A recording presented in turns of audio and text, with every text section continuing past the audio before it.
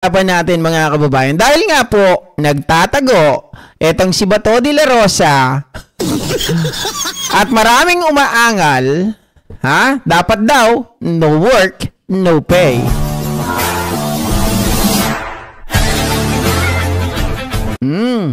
Eto mga ka-GPnatics. Posible ba na matanggal o tanggalin sa Senado itong si Bato de la Rosa kapag siya po ay hindi na pumapasok? Unahan ko na lang po kayo mga kababayan. Ha? May mga insidente. Okay? Pag sinabi pong Congress, it's upper house or lower house. Okay? Senado or Kongreso or HOR. Yan ang sasabihin ko sa inyo mamaya. Pero, pakinggan muna natin kung anong mga posible na mga pamamaraan, mga ka-GPnatics, para si Bato de la Rosa ay dapat matanggal or tanggalin sa Senado. Kasi ibinoto natin siya, tapos wala naman palang silbi.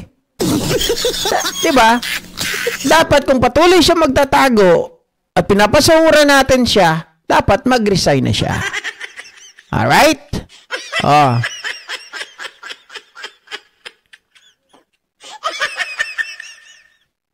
Pakinggan natin to. Si Attorney Claire. Okay? Diba? May start. Oo, ito. Sige. Going 3 weeks nang wala si Senator Ronald Bato de la Rosa sa Senado at sa mga kumukwestiyon daw sa kanyang paid absences, may payo si Senate President Tito Soto. Yan ang agenda report ni Hannah T. Hoy, grabe naman. May kabag ka na kagad, Ma'am Aurelia Dena. Matindi ka. Mahangin ako. Sige.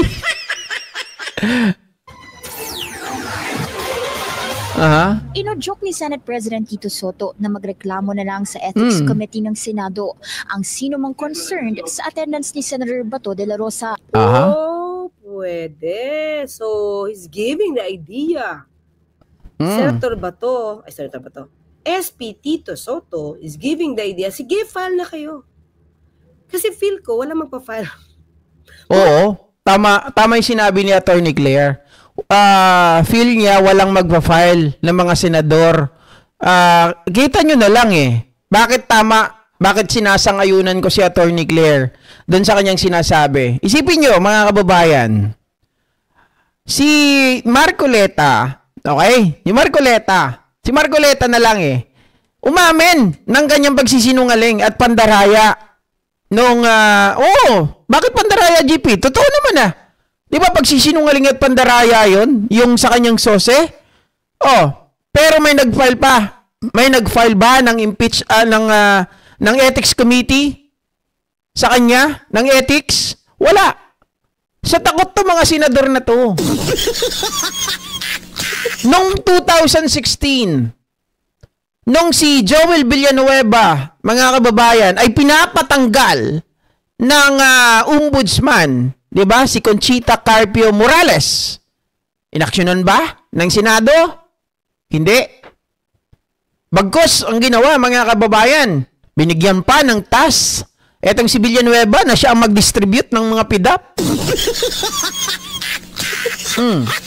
Sa makatuwid, lumalabas dito na ang Senado talagang hindi na to isang institusyon para sa mga Pilipino para sa taong bayan. Ito ay institusyon na to protect, mga kababayan, etong kanilang mga kaalyado. And even, kahit hindi kaalyado mga takot. Diba? Wala man lang magpakita dito na may tapang at may mga yagbadadals. Lahat ng urong ang yagbadadals. Kung wala magpa-file among them. From the Senate. Kaya ni-encourage na lang yung ibang tao na taxpayer na magsampa ng kaso. Kasi tingin ko, among them, wala magsasampa ng complaint. Siguro, Myra Domingo, I agree. Samahan kulig. Sabi niya, sa sobrang unfair and privileges para sa mga legislators at marahil it covers high-ranking official as well. It must be stopped. Yan ang natin, masyado tayong maluwag at pinoprotektahan ng mga kulig nila yung mga taong kagaya nito. Mga ka-GP, kapag ganito matik sana, kasi di ba, sa trabaho nga lang, sa pangkaraniwan ito tayong maliliit na tao, tayo talaga yung naapakan. Pag tayo umabsent, walang paalam. Kahit sabihin mo may paalam, no work, no pay pa rin. Di ba? Nagkasakit tayo. Dahil hindi ka makapasok dahil sobrang pagod mo na, nilalagnat. Kami nga dati, mga ka-GP Natics, kung wala ka lang BL points Pag wala kang BL points, natapos na. Halimbawa, nagkasakit ka. O kaya, sasabihin, sige, pumasok ka kahit binabaha na. Diba? Pasok ka pa rin. Wala silang baha-baha. Doon nga sa Cebu, kahit may bagyo, kahit may lindol, pinapapasok pa yung mga call center agent. Diba? Nagagalit pa yung Dito sa mga opisyal natin, dapat, kapag ganyan, automatic AWOL. Diba? Automatic AWOL. Absent without official leave. Pag ganon, dapat no work, no pay. Bakit itong... yan? Aabuso. Kasi sumasahod pa rin sila Diba? Diba? Kaya sabi ni Senator... Samantalang sa pangkaraniwang mga empleyado, terminated ka agad. Kaya nga, doon sa mga nagsasabi, iba talaga ang layo, di ba, ng pangkaraniwang mamamayan doon sa mga opisyalis natin. Sinabi nila, pag mga opisyalis, politiko, matagal makulong. Pag pangkaraniwang tao, kulong agad. Tama naman. Tito, sige, sampa na kayo. And then, tingin ko with that, pwedeng living. Ito yung pakiramdam ko, mga kliyente. Ito lang yung nararamdaman ko.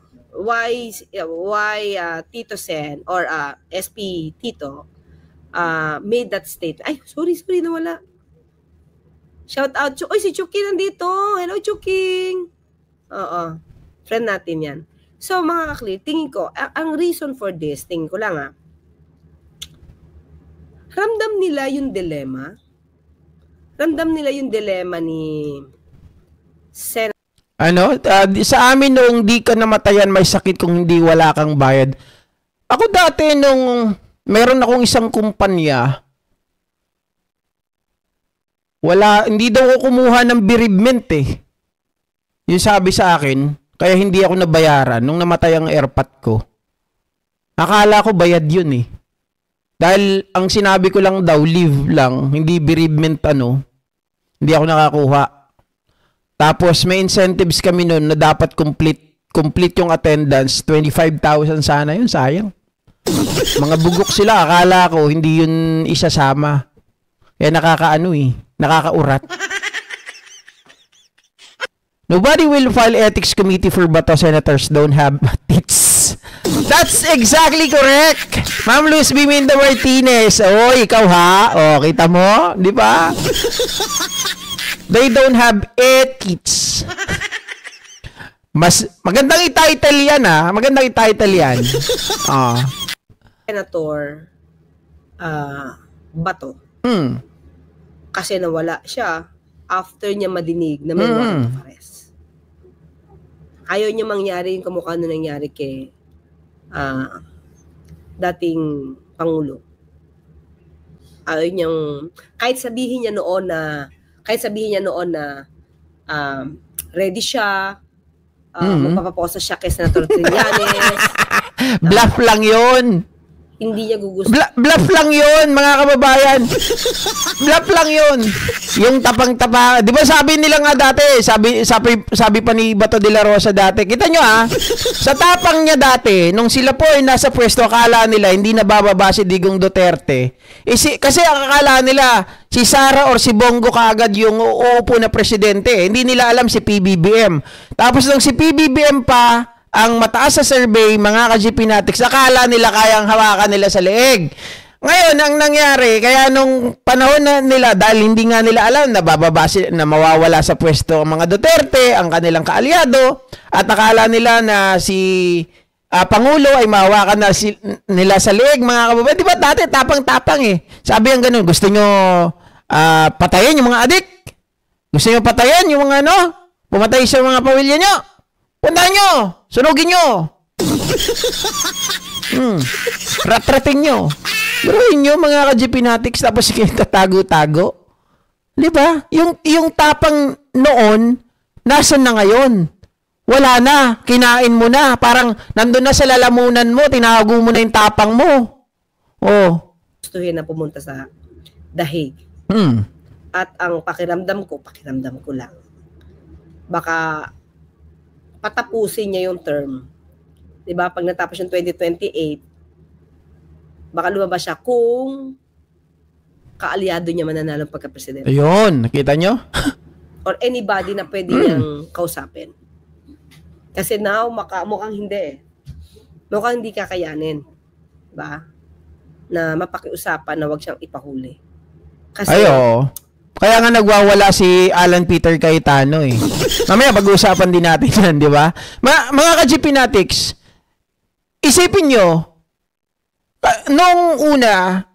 nung si SP Escudero pa ang Senate President, ay talagang sinabi nila na maprotektahan ng Senado si Bato. Di ba? Kaya nga, ang iniisip nila nun, manirahan na si Bato sa Senado. Diba kasi hindi daw siya pwedeng ibigay, hindi siya pwedeng ipahuli doon, mga kababayan. Eh ngayon, nung si Tito Sotto, hindi nila kakampi. Alam nila na ibibigay talaga sila. Kaya nung nabalitaan na, ewan ko dito kay Boying Rimulya, di ko alam kung tinatakot lang ba, pero hindi ko papalitan yung stand ko. Na I believe, mga kababayan, naniniwala talaga ako na meron ng warrant of arrest against Bato de la Rosa. May intel din yan eh. May intel din yan. At in fact, nung nagkaroon ng warrant of arrest, itong si Digong Duterte, na hindi lang nila alam yung nilalaman, isa rin siya sa mga nakaalam na meron ng warrant of arrest. Kaya nga hindi siya sumama sa Hong Kong eh. Yun ang katotohanan. So, ibig sabihin, may alam na etong si Bato na kaya lang wala siyang mailabas eh dahil sabi nga ni Boying, meron ako yung copy pero hindi ito yung official copy, di ba? So ngayon walang mai-present ngayon si Bato de la Rosa doon sa Supreme Court. Kaya tinatawanan lang siya ng Solgen. Sabi ni Solgen ni Darlene Berberabe, "Hoy, ugok." Paranoid ka lang. Di ba? It would also be unfair, mga kakli. Sa akin pa na akin to ha. Kung ginawa na padala si dating Pangulo Duterte sa ICC. Ma'am Pel, Tatlong Maria. Dapat pantay-pantay lang, di ba? Hindi pwedeng yung isa lang dinala. Tapos yung isa kung may warrant of arrest. Kung may warrant of arrest, ay special treatment. Tingin ko, para ka namang may kinikilingan nun. Kung ganun mangyayari. So ito, sa tingin ko, wala among them doon sa Senado na magsasampa ng complaint sa Ethics Committee. Hindi, kasi alam niyo kung bakit, Attorney Claire? Kung bakit tama yun sinasabi. Sabi ko nga sa inyo kanina, dadagdagan ko lang, paglalawig sa aking mga binanggit. Kasi yung mga yan, ayaw nilang ma-identified sila that they are opposing Sara Duterte. So, mga kababayan, to test the water, or para, sabi ko nga, not to identify them that they are against Sara Duterte, mga kababayan, kasi, ano yan eh, kumbaga, they wanted to save yung kanilang political, yung pangarap nila na tumakbo pa, di ba? Maging si Amy, ganyan din. So ngayon, hindi sila pwede magpakita na kinakalaban nila si Sara kasi once na dumating ang pagkakataon na naging presidente, if ever, kunwari, si Sara Duterte, mga kababayan, kapag nagpakita sila ng paglaban kay Sara Duterte, baka mamaya balikan sila. 'Di ba? At hindi na sila manalo. Ganon. Namamangka sa dalawang ilog to. Namamangka sa dalawang ilog to mga to. Kaya ayaw din nila na maipakita sa publiko na gusto nila nakalabanin ang mga kaalyado ng mga Duterte. Maliit lang ang mundo eh. Di ba? Si Subiri nga eh. Galit siya kay Bato, mga ka-GPnatics, pero halatado nyo ba? Halata nyo? Hindi.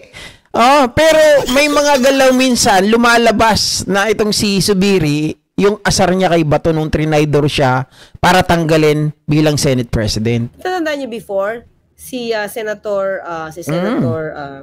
Nancy Binay, nagparamdam siya. Thank you, Fel Tatlong Maria. Complaint kay Senator Robin dahil sa ginawa ng asawa niya. Yung nagpag-gluta drip. Gluta drip lang yun ito hindi pumapasok. So, tingin ko, among them, wala. Kaya hinihimok ni SP Tito na sino man sa inyo, taxpayer, you file a case. Kasi tingin ko mahihiya sila. Sila pa yung mahihiya. Di ba?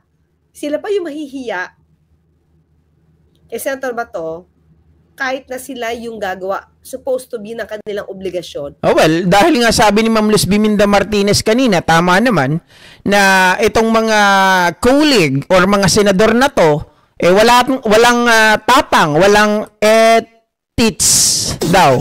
Diba? Kasi ayaw nila mag-file sa ethics committee dahil wala silang mga ethics. Diba? Mga kababayan, sabi ni Tito Soto, so kung may mga angal kayong mga tayo, di ba, mga taxpayers, dahil nga, pero mo, magkano ang kita ng senador sa isang buwan? 300,000 yan, mga kababayan, around, magpo 400,000. Isipin nyo yun, mga kababayan, samantalang tayo, kung ano-ano lang kinakain natin, ito, walang pasok, hindi nagtatrabaho, tapos kumikita ng ganung kalaki. So, mahiya naman sila. So, kung ito mga senador ayaw, pwede tayong mag-file ng complaints against him.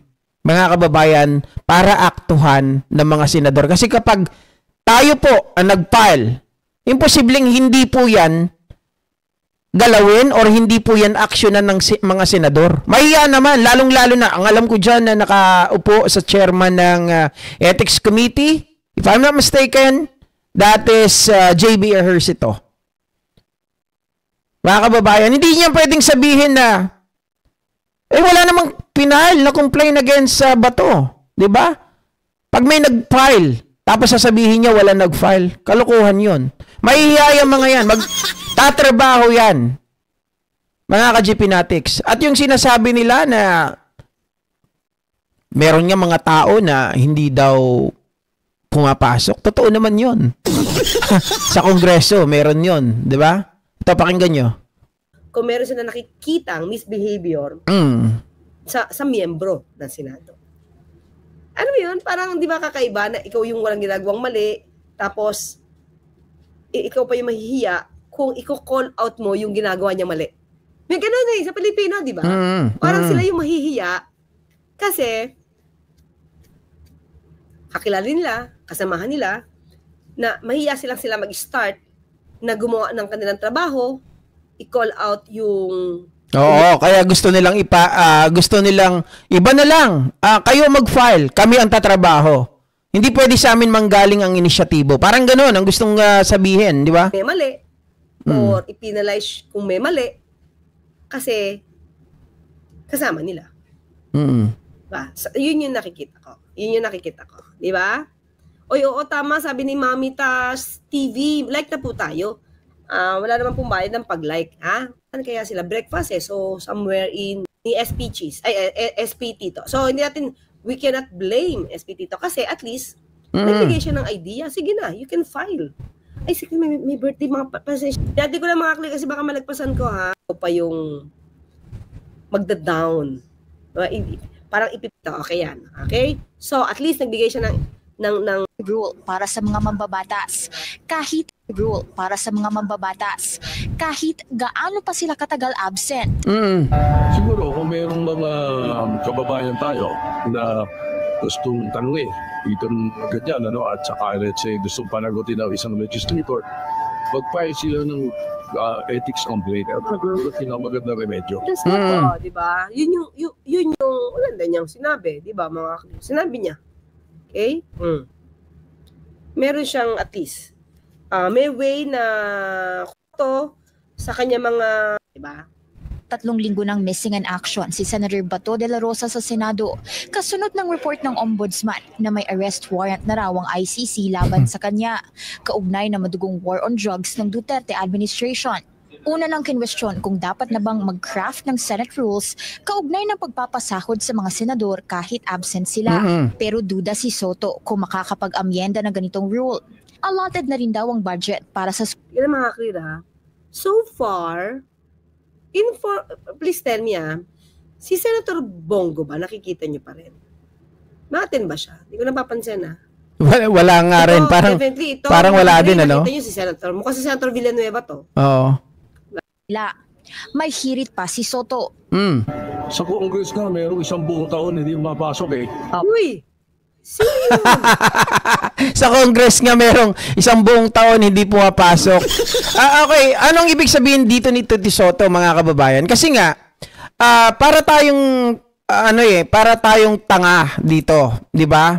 Sa totoo lang, kung napatanggal itong si Tebes dahil nga po hindi nagtatrabaho, hindi umuwi dito sa Pilipinas noon nung siya po ay wanted dahil sa pagpatay dito kay Ruel Digamo, mga kababayan, 'di ba? Inalis ng Ethics Committee.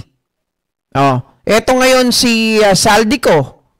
Hindi man siya inalis pero nag-resign kasi ayaw niya nang bumalik, mga kababayan. So definitely dapat what we should do or what they should do about doon sa mga tao na hindi pumapasok, no? Taon na mga kababayan, balitang-balita yan dati.